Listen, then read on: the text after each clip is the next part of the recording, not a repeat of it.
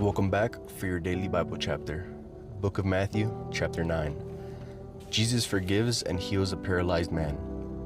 Jesus stepped into a boat, crossed over, and came to his own town.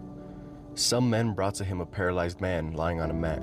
When Jesus saw their faith, he said to the man, "Take heart, son, your sins are forgiven." At this, some of the teachers of the law said to themselves, "This fellow is blaspheming." Knowing their thoughts, Jesus said, "Why do you entertain evil thoughts in your hearts? Which is easier, to say your sins are forgiven, or to say, 'Get up and walk'? But I want you to know that the Son of Man has the authority on earth to forgive sins."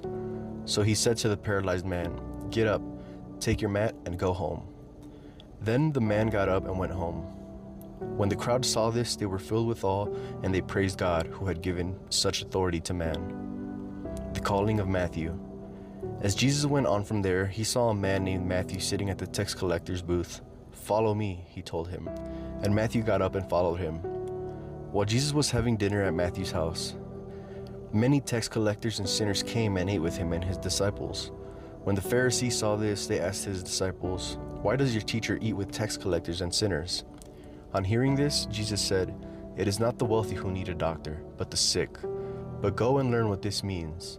I desire mercy, not sacrifice, for I have not come to call the righteous, but sinners." Jesus questioned about fasting. Then John's disciples came and asked him, "How is it that we and the Pharisees fast often, but your disciples do not fast?" Jesus answered, "How can the guests of the bridegroom mourn while he is with them?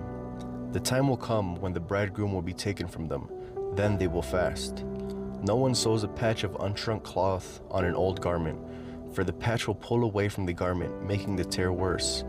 Neither do people pour wine into old wineskins. If they do, the skins will burst, the wine will run out, and the wineskins will be ruined. No, they pour new wine into new wineskins, and both are preserved." Jesus raises a dead girl and heals a sick woman. While he was saying this, a synagogue leader came and knelt before him and said, "My daughter has just died, but come and put your hand on her, she will live." Jesus got up and went with him, and so did his disciples. Just then, a woman who had been subject to bleeding for 12 years came up behind him and touched the edge of his cloak.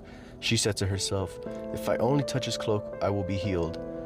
Jesus turned and saw her. "Take heart, daughter," he said. "Your faith has healed you." And the woman was healed at that moment. When Jesus entered the synagogue leader's house and saw the noisy crowd and people playing pipes, he said, "Go away, the girl is not dead, but asleep." But they laughed at him. After the crowd had been put outside, he went in and took the girl by the hand, and she got up. News of this spread throughout all that region. Jesus heals the blind and the mute. As Jesus went on from there, two blind men followed him, calling out, "Have mercy on us, Son of David." When he had gone indoors, the blind men came to him and asked them, "Do you believe that I am able to do this?" "Yes, Lord," they replied. Then he touched their eyes and said, "According to your faith, let it be done to you." And their sight was restored. Jesus warned them sternly, "See that no one knows about this." But they went out and spread the news about him all over that region. While they were going out, a man who was demon-possessed and could not talk was brought to Jesus. And when the demon was driven out, the man who had been mute spoke.